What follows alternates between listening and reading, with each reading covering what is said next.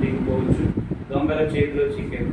వారు అతని బట్టలు దోచుకొని అతని కొట్టి ఘోర ప్రాణంతో విడిచిపోయి. ఇక్కడ రాయబడినటువంటి మాటలో అసలు విషయం ఏంటంటే ఈ యొక్క 30వ వాక్యం నుండి 37వ వాక్యం వరకు కూడా నీ పొరుగు వారిని గురించి అని యేసుక్రీస్తు ప్రభువు వారు ఒక ఈ యొక్క ఉదాహరణ ధర్మశాస్త్రోపదేశకుడైనటువంటి వారికి తెలియజెప్పడం జరుగుతూ వస్తుంది. ఈ యొక్క చూడండి 25వ వాక్యంలో రాయబడి వచ్చింది, ఇదిగో ఒకప్పుడు ధర్మశాస్త్రోపదేశకుడు లేచి బోధకుడా నిత్య జీవనం వారుటకు నేనేమి చేయవలనని ఆయనను శోధించు అడిగాడు. అందుకు ఆయన ధర్మశాస్త్రం అందేమి వ్రాయబడి ఉన్నది, నీవేమి చదువుతున్నామని అతను అడిగా అతడు నీ దేవుడైన ప్రభువును నీ పూర్ణ హృదయంతోనూ నీ పూర్ణ మనసుతోనూ నీ పూర్ణ శక్తితోనూ నీ పూర్ణ వివేకంతోనూ ప్రేమింపవలననియు నిన్ను వలె నీ పొరుగు వారి ప్రేమింపవలననియు వ్రాయబడినదని చెప్పారు. అందుకైన నీవు సరిగా ఉత్తరించింది అలాగూ చేయమని అప్పుడు జీవించదమని అతనితో చెప్పారు. అయితే తాను నీతిమంతుడైనట్లు కనపరుచుకొనగోరి అతడు అవును గాని నా పొరుగువాడు ఎవడని యేసుని అడిగాను. ఇంతకీ ఏంటంటే వచ్చిన ప్రస్తావన అంతా కూడా పొరుగువాడు ఎవడు, ఇంత ధర్మశాస్త్రోపదేశకుడికి ఇంత ధర్మశాస్త్రంలో నైపుణ్యం కలిగినటువంటి వాడికి ధర్మశాస్త్రాన్ని ఆయన చదవడము ధ్యానించడమే కాకుండా ఉపదేశించేటటువంటి వాడికి కూడా అర్థం కానిటువంటి విషయం ఏంటంటే పొరుగు వాడికి ఏ విధంగా సహాయం చేయాలి అనేది అర్థం కాలేదండి. మళ్ళా ఈ యొక్క వాక్య భాగంలో ఆ పొరుగువారు అనగా ఆ పొరుగువారు ఒక మనుష్యుడు, ఆ మనుష్యుడు వరప్రాణంతో పడి ఉన్నటువంటి వాడు. ఆ వరప్రాణంతో పడి ఉన్నటువంటి ఆ మనుష్యుడిని నిన్ను నన్ను ఈ యొక్క వాక్య భాగంలో పోల్చి చూపిస్తా ఉన్నాడు. ఇది ఇప్పుడు ఏమని రాయబడుతూ వచ్చిందంటే ఈ మనుషుడు యెరూషలేము నుండి యెరికో పట్టణానికి వెళ్తూ వస్తున్నాడు. యెరూషలేము అంటే మనందరికీ తెలిసిన విషయమే కదండి. యెరూషలేము అంటే అది రొట్టెల ఇల్లు, అంటే ఆహారం సమృద్ధిగా దొరికేటటువంటి ప్రదేశం. అనగా ఒక రకంగా చూసుకున్నట్లయితే యెరూషలేము అంటే సంఘానికి సాదృశ్యం. యెరూషలేము అంటే దేవుని యొక్క సహవాసానికి సాదృశ్యం. సంఘంలో ఏముంటుందండి? ఆదరణ ఉంటుంది, ప్రేమ ఉంటుంది, నెమ్మది ఉంటుంది, సంతోషం ఉంటుంది, ఆనందం ఉంటుంది, తర్వాత చక్కని వాక్య బోధ ఉంటుంది. ఏమండి ఇవన్నీ కూడా ఉంటాయి. ఎందుకో మరి మనుష్యుడు ఈ సంచారమైనటువంటి జీవితంతో, సంచారమైనటువంటి మనసుతో, సంచార స్వభావంతో ఆ యొక్క యెరూషలేమును విడిచిపెట్టి అక్కడికి వెళ్తున్నాడంట. శాపకరమైనటువంటి పట్టణానికి, యెరికో పట్టణానికి వెళ్ళిపోతూ వస్తున్నాడు. యెరికో అంటే మీరందరికీ ఎరిగినటువంటి, మీకు అందరికీ తెలిసి యెరికో పట్టణం అది భయంకరమైనటువంటి శాపగ్రస్తమైనటువంటి పట్టణం. యెహోషువ గ్రంథంలో రాయబడుతూ ఉంటుంది కదండి. యెహోషువ గోడల్ని 7 దినాలు చుట్టూ ప్రదక్షిణ చేస్తున్నప్పుడు ఆ గోడలు కూల్చివేసినటువంటి దేవుడు యెరికో. ఏమన్నా అది భయంకరమైనటువంటి శాపకరమైనటువంటి ప్రదేశం. యెరికో అంటే దానికి ఇంకొక మాట కూడా ఉందంటాడు, ఉద్యానవనం అంటాడు. అసలు ఉద్యానవనం అది ఏం చేసుకొచ్చిందంటే అక్కడ ప్రజలు, యెరికోలో ఉన్నటువంటి ప్రజలు భయంకరమైనటువంటి పరిస్థితులు గుండా భయంకరమైనటువంటి స్వభావంతో విగ్రహారాధన చేస్తూ, బలులు అర్పిస్తూ, దేవుడి అమలుగా ఎరగనటువంటి వారికి వారు ఆరాధిస్తూ పూజిస్తూ ఉన్నటువంటి కారణంగా ఆ పట్టణం అంతా కూడా శపించబడుతూ వచ్చింది. అది శాపకరమైనటువంటి పట్టణం అయిపోతూ వచ్చింది. ఎప్పుడైతే ఆ యెరికో పట్టణాన్ని కూల్చివేయబడుతూ వచ్చినాయో మళ్ళీ ఎవరైతే ఆ యొక్క గోడలు కడతా వస్తారో వారు ఆ కుటుంబంలో ప్రధానమైనటువంటి కుమారుడు చనిపోతాడని రాయబడుతుంది. ఇవన్నీ కూడా మనము చూడండి నెహెమ్యా గ్రంథంలో చూస్తాము, అవునా కదా. అయితే ఈ యెరికో అనేది చాలా భయంకరమైన శాపకరమైనటువంటి పట్టణం. మనం కూడా అటువంటి వారమే. దేవుడిని విడిచి ఇష్టానుసారంగా, లోకానుసారంగా మన యొక్క స్వార్థం కొరకు, మన యొక్క సుఖం కొరకు, సంతోషం కొరకు, దేవుడు ఇచ్చేటువంటి ఆనందాన్ని కోల్పోయి లోకంలో ఇష్టానుసారంగా పాపంలోను శాపంలోను తిరుగుతున్నటువంటి వారమైనటువంటి వారు ఉన్నాం. యెరికో యొక్క బ్రతుకు మనలో ఉన్నటువంటి స్థితి కలిగినటువంటి వారికి ఉన్నాం. ఆ మనుషుడు మనమే. ప్రియమైన వాళ్ళారా, ఇక్కడ ఏమని రాయబడుతుంది? ఈ లోకంలో ఈ విధంగా పాపంలోనే పుట్టి పెరిగి జీవించినటువంటి వారమైనటువంటి మనకి చివరికి మనకి జరిగేదంతా కూడా నష్టమే. ఈ లోకంలో ఉన్నటువంటి వాడు ఎవడండి? దుష్టుడు, అవునే కదండి. సాతాను యొక్క హస్తగతంలో ఉన్నటువంటి వాడు ఏం చేస్తాడంటే మనల్ని మన బలం ఉన్నంత వరకు, శక్తి ఉన్నంత వరకు ఉపయోగించుకుంటాడు, విడిచిపెట్టేస్తాడు. తర్వాత మన యొక్క స్థితి ఎందుకు కూడా పనికిరాదు. అవునా కదండి? మన శరీరంలో బలం ఉన్నంత వరకు కూడా పాప క్రియలకి, పాపపు పనులకి, అన్నిటికీ కూడా వాడుకునేటటువంటి వాడిగా ఉంటాడు, ఈ లోక సంబంధమైనటువంటి వాడు. అయిపోయిన తర్వాత వాడు అవసరం తీరిపోయిన తర్వాత ఏం చేస్తాడండి? మనల్ని విడిచిపెట్టేటటువంటి వాడిగా ఉంటాడు. ఎందుకు పనికిరాని వారిగా చేసేటటువంటి వాడు ఉంటాడు.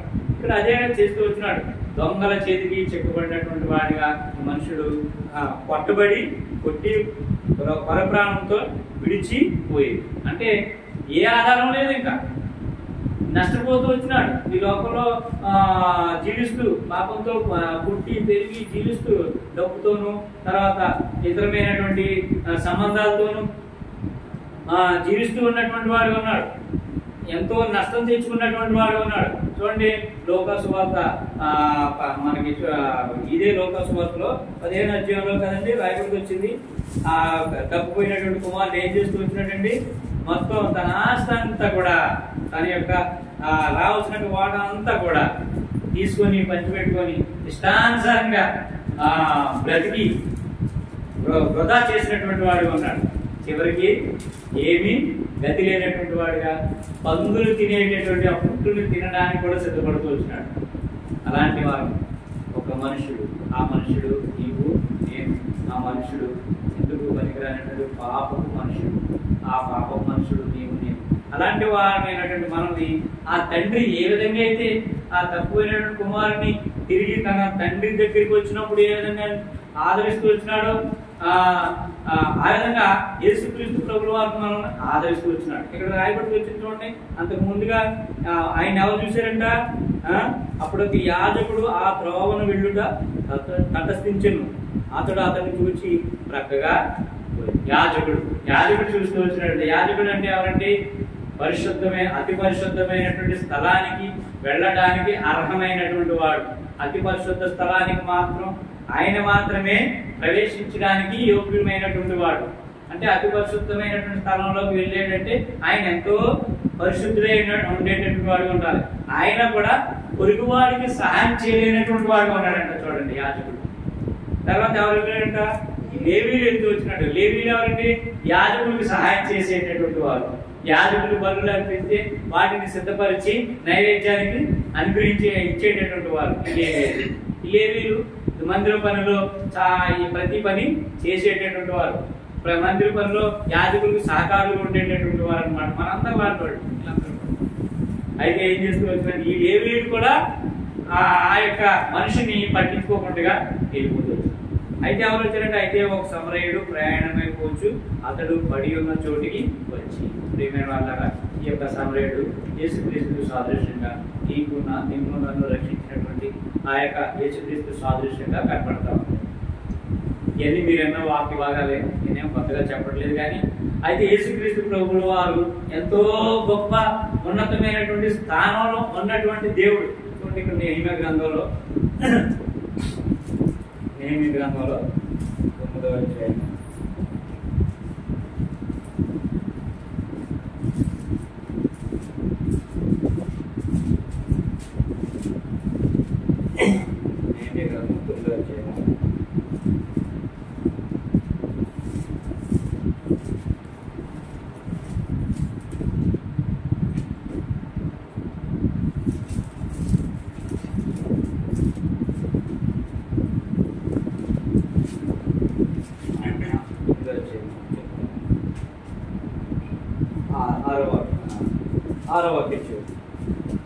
నీవే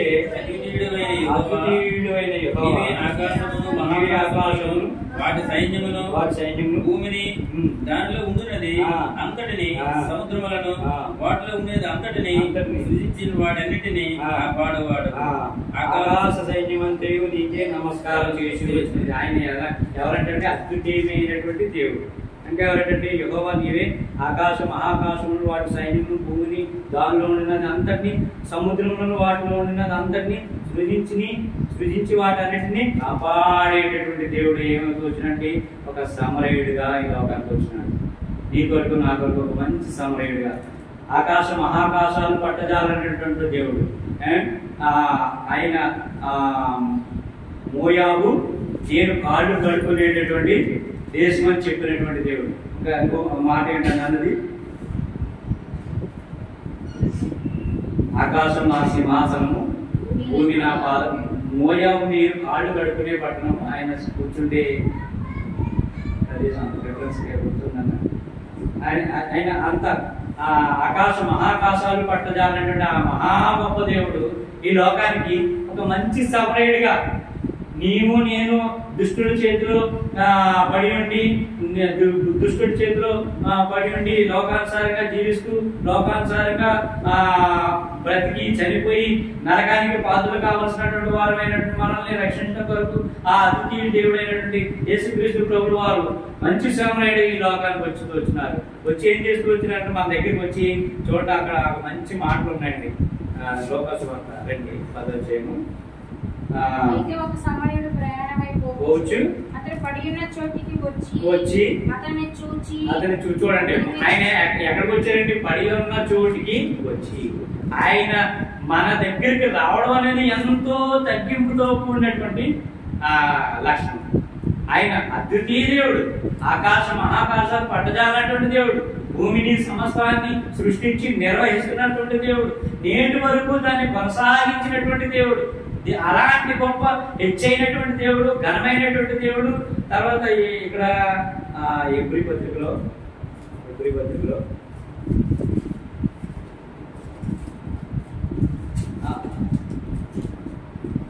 తీతు పత్రిక మొదటి తిమోతి పత్రిక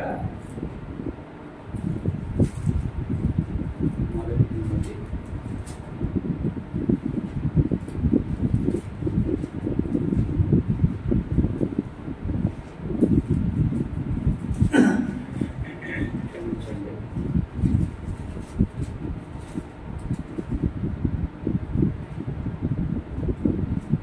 చూడండి, ఇక్కడ రాయబడి చూస్తుంటే చూడండి, ఆయన ఎలాంటి దేవుడని. తీతు పత్రిక 2:13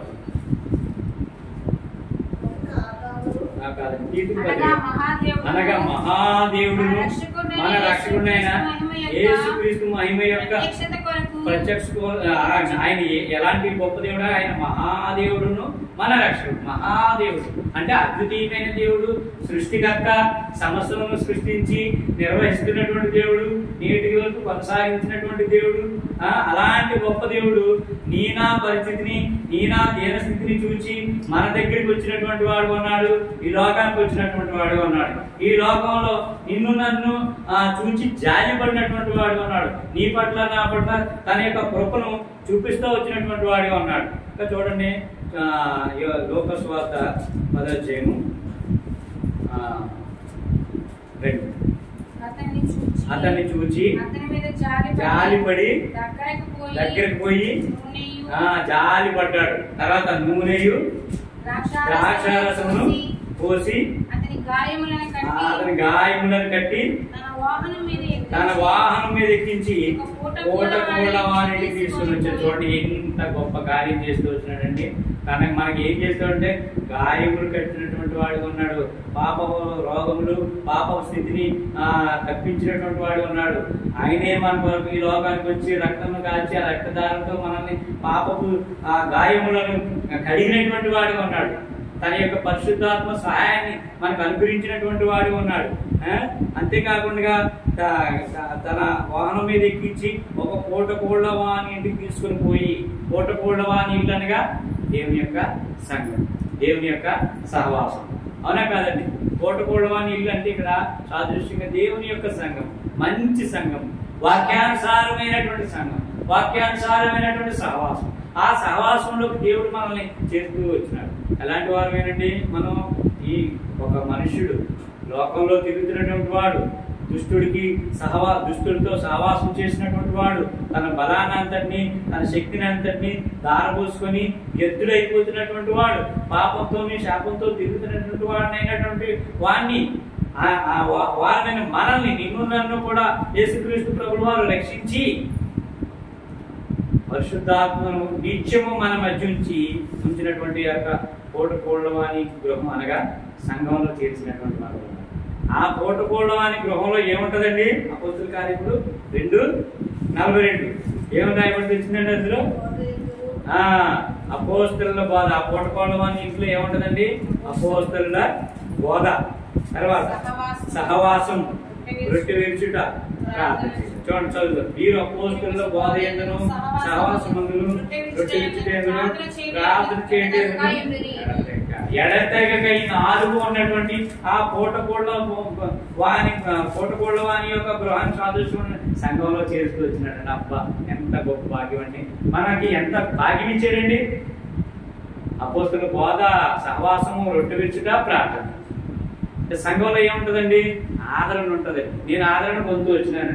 సహవాసంలో కూడా ఒకరి యొక్క కష్టము, ఒకరి యొక్క దుఃఖము పంచుకునేటటువంటి స్థితి ఉంటుందండి. సహవాసంలో ఆదరణ ఉంటది, నెమ్మది ఉంటది. తర్వాత ఒకరికొకరు గురిగొలుపున నీ కొరకు సహాయం చేసేటట్టు వారు, నా కొరకు సహాయం చేసేవారు సంఘంలో ఉంటారండి. ఆ కోటకోళ్ళ వాని గృహంలో అదే ఉంటది. కోటకోళ్ళ వాని యొక్క గృహంలో ఉండేటటువంటి వారు సేవకులు. ఆ సేవకుల యొక్క ఆదరణ ద్వారా మనం ఏం పొందుతూ వచ్చినామండి? బాగుపడుతూ వచ్చినాం. అంతేకాకుండా ఆత్మీయంగా బలపడుతూ వచ్చినాం. సేవకుల యొక్క బోధన ద్వారా, సేవకులు చూపించే మాదిరి ద్వారా మనం ఆత్మీయంగా స్థిరపరచబడుతూ వచ్చినాం, బలపరచబడుతూ వచ్చినాం. మనం ఈ లోకంలో తొట్టిల్లు పోకుండా, తొలగిపోకుండా దేవుని వైపే చూసే తింటూ గొప్ప భాగ్యం దేవుడు అనుగ్రహించేటటువంటి ఆ స్థితిలో దేవుడు మనం ఉంచుతూ వచ్చినాడు. ఎలాంటి వారమేనండి? దొంగల చేతిలో చిక్కుబడినటువంటి వారు, దొంగల చేతిలో మనం నష్టపోయినటువంటి వారు. అనగా దుష్టుడికి, దుష్ట సాంగత్యమైనటువంటి కొన్ని శక్తులకి లొంగిపోయినటువంటి వారమైన మనల్ని, వాటి ద్వారా నష్టపోయినటువంటి వారమైన మనల్ని రక్షించి తన ప్రాణమే మన కొరకు పెట్టి, తన శక్తినే మన కొరకు దారపోసి, తన రక్తంతో మనల్ని కడిగి పవిత్రపరిచి పరిశుద్ధ సమాజంలో చేరుస్తూ వచ్చినాడండి. పరిశుద్ధుల గుంపులో చేరుస్తూ వచ్చినాడండి. పరిశుద్ధుల సంఘంలో చేరుస్తూ వచ్చినాడండి కోటకోళ్ళవాని. ఆ విధంగా పొరుగువారమైనటువంటి మనకి దేవుడు ఆ మేలు చేస్తూ వచ్చినాడు. ఆ మేలు చేసిన దాన్ని బట్టి, మన జీవితంలో చేసిన గొప్ప రక్షణ కార్యాన్ని బట్టి దేవుడు మనం ఆరాధించవలసినటువంటి వారమే, స్తుతించవలసినటువంటి వారమే. సంఘంలో చేరినటువంటి వారమైనటువంటి మనము ఎలాగ ఆరాధించాలంట చూడండి. కీర్తన గ్రంథము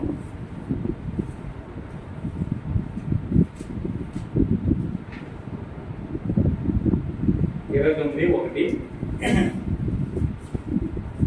దయపుత్రులారా యెహోవాకు ఆరోపించుడి, ప్రభావ మహాత్యములను యెహోవాకు ఆరోపించుడి. యెహోవా నామమునకు చెందవలసిన ప్రభావమును ఆయనకు ఆరోపించుడి. ప్రతిష్ఠితమునకు ఆభరణమును ధరించుకొని ఆయన ఎదుట సాగిలపడుడి. ఒక మాట రాయబడి వచ్చిందండి చూడండి.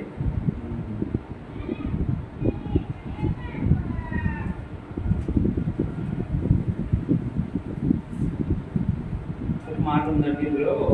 ఏంటంటే